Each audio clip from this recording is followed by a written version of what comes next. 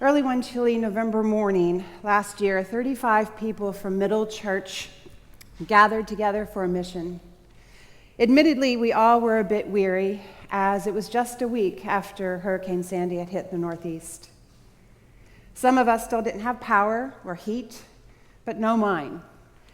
We were united in a single mission: to go to Rockaway and help that community dig out of the storm. With a prayer and a blessing, we climbed into our appointed vans. Along the BQE, the chatter was lively, with people swapping stories of their own Sandy experience. Some were very fortunate, like myself, never having lost electricity. Others just got their power back a few days ago. And still others told us what it was like to live in total darkness in the East Village or downtown. Everyone was connecting through the sharing of their stories, of their Sandy stories, finding a new common ground, or kind of establishing this wonderful, well-worn trust. As our drivers turned the vans onto the Gil Hodges Memorial Bridge, a bridge that connects Rockaway with the rest of the world pretty much, our pace slowed, and we found ourselves nestled between a convoy of military trucks. The horrific damage of what Sandy had done suddenly became more real for us. The group fell silent as the vans kind of skidded slightly on the sand-covered roads, and our gaze fell on the 5 or 6 story mound that went on for at least 2 football fields of the remnants of people's lives. We couldn't even tell exactly what everything was in that trash heap, but we knew that a week ago, it wasn't trash. Now, these once precious items were free picking for the seagulls. Ripples of sighs and quiet, "Oh my God," came from the group. No one, not even me, the well-seasoned Floridian who has experienced several hurricanes, was prepared for what we saw. Cars flipped upside down and pushed into houses. Pieces of the boardwalk 6 blocks and more from the beach. A carcass of a drowned cat pinned underneath a fence. A roof from a house sitting squarely on the beach as if it was a sunbather. And there, staring calmly back at this roof on the sand, was the ocean. Calm, gray, peaceful, almost perversely calm. We parked the vans and immediately checked in with the group in charge on the ground, Team Rubicon. No one saw any sign of FEMA or the Red Cross.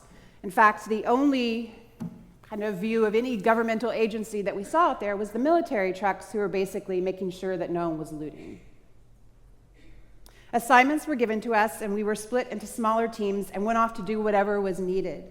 Shoveling sand off the streets, stripping soggy sheetrock from basements, carefully picking up trash, but being mindful that some of the objects were not trash. Again, they were bits of people's lives. And sand. There was so much sand. Sand that extended over the entire peninsula from ocean to bay. This pale gray soot, a fine soot. Quiet, determined, calm, and steady, we worked until daylight gave out. Several remarked that it was getting quite cold, and soon the people of Rockaway would be plunged back into the darkness and into this cold until the next day, when the cleanup would begin all over again. Most of the group slept on the way home. Gone was the lively chatter from the morning as we thought quietly to ourselves about the people that we had met that day. And would they be okay? Would they be warm enough that night? Middle has continued to go out to Rockaway. In fact, as Jim shared, we were just there yesterday. The gray, sooty film of sand is gone. Cars are parked where they should be. And if you're not looking too hard, it seems that all the damage from a year ago is gone. Everything seems somewhat shiny again. But that's only if you don't look too hard. Houses stand vacant, their tenants unable to move back in. The smell of mold still lingers in every building. The boardwalk has not been rebuilt and will not be rebuilt as a boardwalk, but will be replaced by a concrete sidewalk.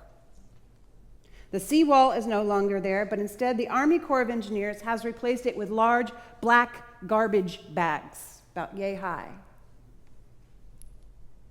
The public library has not reopened.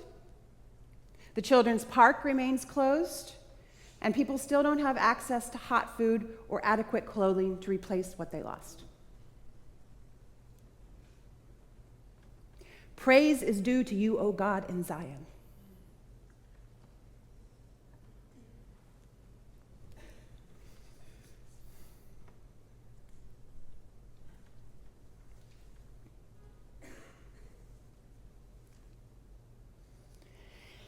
And to you shall vows be performed, O you who answer prayer. Happy are those whom you choose and bring near to live in your courts. We shall be satisfied with the goodness of your house, your holy temple. By awesome deeds you answer us with deliverance, O God of our salvation. You are the hope of all the ends of the earth and of the farthest seas. You silence the roaring of the seas, the roaring of their waves, and the tumult of the peoples. I read these words, and which is obvious to you now, to be honest, they seem to mock the experience of the people in Rockaway. And I am uncomfortable reading them to you today. These words of praise, acknowledging that God indeed reigns over all the earth, they not only mock what is the case in Rockaway, but they seem to mock, and they seem to mock the faith that I hold so dear. In all of the times we've been out to Rockaway and have watched the community inch toward rebuilding and repair, I have been wondering when God was going to show up. I was wondering, when was God going to show up and act like that sovereign God that I know God to be, that the Reformation God talks about, and put a stop to the rampant classism and racism that is part of why Rockaway has not been rebuilt, unlike other wealthier communities. I have been waiting for God to show up, to maybe do some old-fashioned like justice smiting, and to fix it. I just don't get how we can spend billions on military equipment making the world safe for democracy, but we can't find the funding to help rebuild people's lives and to get rid of mold in their homes.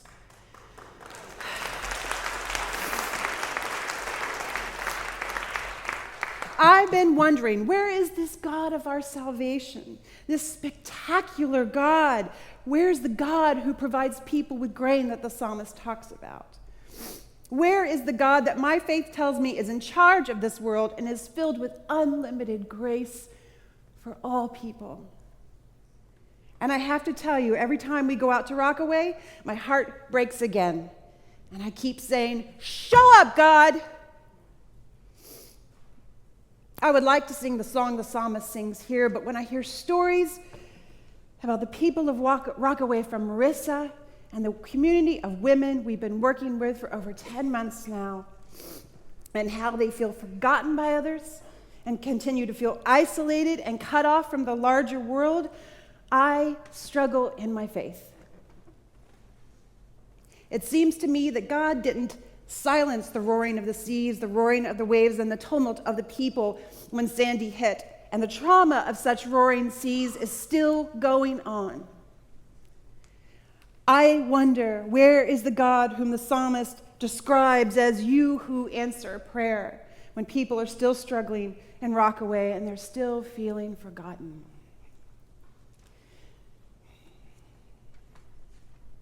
Have you ever felt this way? Have you ever wanted God to show up in that spectacular way the psalmist describes, through the clouds? Have you ever wondered, where is God's justice and grace when you are faced with the struggles in your own life? Do you even ask, can I count on God's face to show up? Where is she? I've been wanting to see that face of God more in our world, especially in Rockaway. I've been looking for the spectacular God to come and make it all right, and to bring justice and mercy for our world. And then I read again, by awesome deeds you answer us with deliverance. And then I knew, I got it. God did show up. God showed up in us. And you all, Middle Church. And all the people who were doing these awesome deeds, digging and shoving and cleaning and feeding the Rockaway community. God showed up and was moving among the people, and a man named John.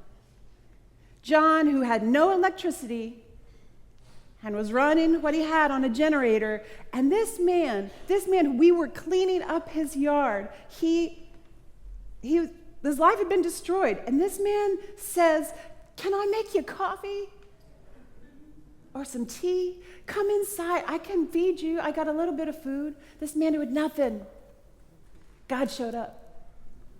And God showed up, and the Sikh temple that came out with their food truck and parked there and fed anybody who wanted some food. Hot meal, finally. And God showed up as we were going home.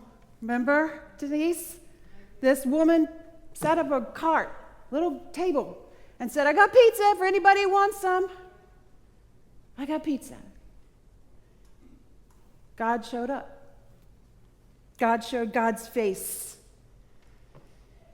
And I would say God is definitely showing up in Marissa and her people in Rockaway, who started their own weekly food pantry and clothing because they weren't getting any help from the government. And they said, well, if no one else will help us, we can't get this, we'll help each other. That's the beloved community of God in action. God showed up. You visit the earth and water it. You greatly enrich it. God is visiting the earth by extending God's reign through us, through ordinary, amazing, fearfully and wonderfully made people of God, showing up in the daily acts of love that were being offered and are still being offered. God is showing up and has been showing up, but maybe not in the way we're expecting God to show up. I think when we let go of our spectacular God and look for the everyday grace-filled God, we will see more of the holy humming in our lives. That doesn't mean we don't get indignant when we see injustice, but it may mean that the way justice happens is different than what we thought.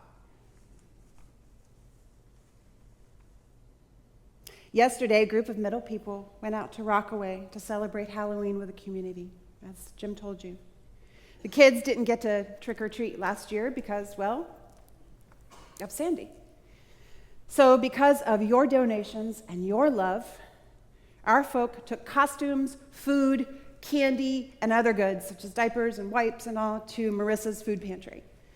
And there we got to not only donate, but we got to play with our partner community. We've never really done that before. We've always just been work, work, work, help, but we got to play. I was told we gave out costumes to over 100 children.